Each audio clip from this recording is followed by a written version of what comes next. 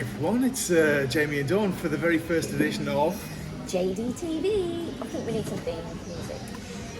Okay, so we're going to have some theme music in this video, I hope. So where are we? We are live in Dubai from the Rove Marina Hotel.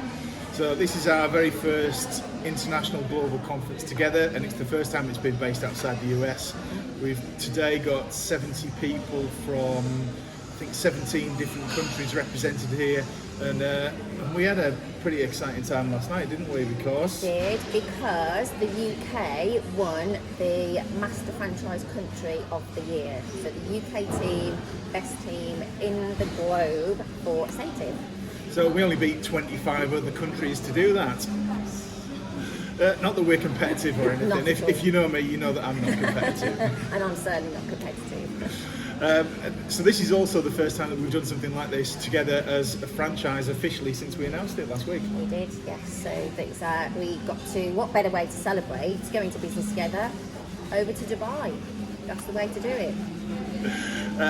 That's going to work out pretty well because international conference is always going to fall right after our business anniversary. Oh yeah.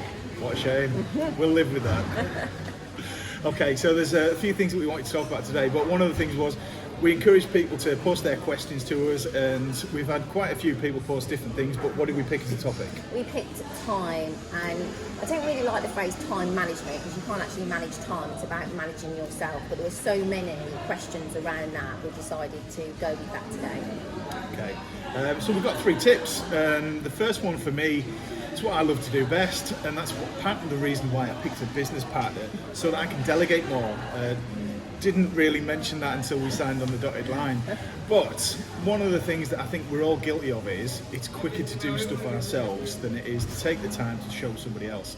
And it might not be that you've got somebody in your team right now, but what you can do is start listing the things that you could delegate, that you could train somebody else to do, so that when you either find somebody to help you, like a virtual assistant, so you can take somebody on part-time, or you've got a member of staff, what is it that you know that you need to offload so that you can be more productive in your business? Yeah, definitely. So whilst it's not quicker initially, it would seem it's saving you loads of time in the long run, and that's what it's all about. You've got to start with the end in mind always. That's it. Okay. So the second tip for me is to batch tasks. And what I mean by that, it does come down to a little bit of planning. So my kind of side bonus, a tip if you like, is plan the night before. So then you can see what tasks you've got for that day ahead and batch them. So anything that's connected to email, do in one go. So if you've got to read emails, send emails, anything to do with emails, do in one go.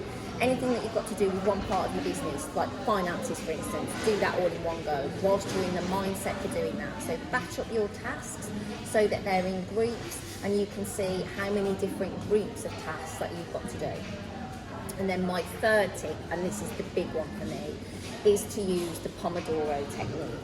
Now, Pomodoro, I think, means tomato in Italian. I think. We'll confirm that later. We've got some Italians here. We'll get that confirmed. And it comes from, if you're a child of the 70s, which I am not, obviously, there used to be plastic kitchen timers that were in the shape of a tomato, and it was to time your cooking. And that's where the gentleman who invented it, that's where it came from. But you can get apps and all sorts of things. Don't just use the timer on your phone because that encourages you to pick up your phone. So use an app or an actual timer of some sort. And what it is, you have 25 minutes of focused action and a 5-minute break. And then when you've done 4 of those 25-minute segments, you get a half an hour break. In those 25 minutes, you focus solely on the task that you are doing. So no phone calls, no looking at baby goats on YouTube, nothing like that. You do not get interrupted. If someone comes to your door, if you're working at home, either ignore it or go and answer it, but you have to start your section again. It really, really focuses your mind. So no multitasking? No multitasking. So you'll have sorted out how many groups of tasks you've got to do, and you attach how many Pomodoros you think you need to complete that batch of tasks. I think one of the things for me that I'm guilty of is that I've got multiple tabs open on my browser. So when I'm doing something like this, I shut them all down and just have one tab open so that I can really focus on that. And if you know me, I put my phone on to silent, so that and turn it upside down as well, rather than it flashing up with loads of notifications when I'm doing stuff like that. Oh, that's a good idea. For me, the Pomodoro, it can actually revolutionise the way that you work. Any day that I use that, I get twice as much done in half the time. I'm normally done by 1 o'clock, everything that I wanted to get done.